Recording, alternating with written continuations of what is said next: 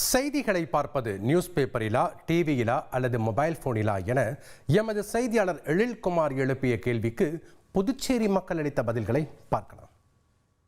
செய்திகளை செய்தித்தாளில் பாக்குறீங்களா, இல்ல டிவில பாக்குறீங்களா, இல்ல மொபைல் போன்ல பாக்குறீங்களா?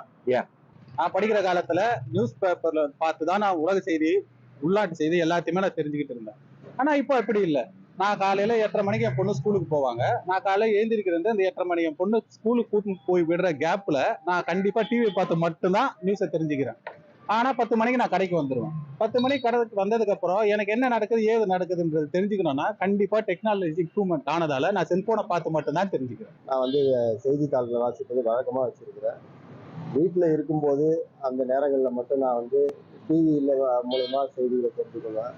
ஆனால் அதன் பிறகு டிவி தான் இப்போ அதிகமாக செய்திகள் வர்றதுனால நம்ம டிவி மூலயமா தான் செய்திகளை அறிவிக்க முடியுது. மேலே நம்ம நீதிமன்றத்தில் அதிக நேரம் நாங்கள் நீதிமன்றத்தில் கிட்டத்தட்ட 8 மணி நேரம் 9 மணி நேரம் நீதிமன்றத்தில் பணியாற்றுறதுனால இப்போ இருக்கக்கூடிய வசதியின் அடிப்படையில் நாங்கள் செல்போனை தான் அதிகமாக பார்க்குறோம். அந்த செல்போனில் தான் நம்ம உடனுக்குடன் அந்த செய்திகளை தெரிஞ்சு கொள்கிறோம். நியூஸ் ஏதாவது வேணும்னாக்கா டிவியில் பார்த்தப்பேன், இல்லை நெட்டில் பார்த்தப்பேன், இன்டர்நெட்லாம் வச்சுருந்தேன், கம்ப்யூட்டர்லாம் வச்சுருந்தேன், எல்லாத்தையும் இழந்துட்டேன். அன்னைக்கு ஏதாவது வேணும்னாக்கா ஏதாவது நியூஸ் பேப்பர் ஏதாவது பார்ப்பேன், வால் போஸ்டர் பார்ப்பேன். வால் போஸ்டரில் ஏதாவது முக்கியமான நியூஸ் வந்துனாக்கா அந்த பேப்பரை வாங்கி பார்ப்பேங்க ஐயா. அதிகாலையில் எழுந்திரிச்சு டீ எப்படி சாப்பிடுவோமோ அதே மாதிரி தினசரி நாளிதழ் நியூஸ் பேப்பர் டெய்லி படிப்பேன். அது என்னுடைய பழக்கம்.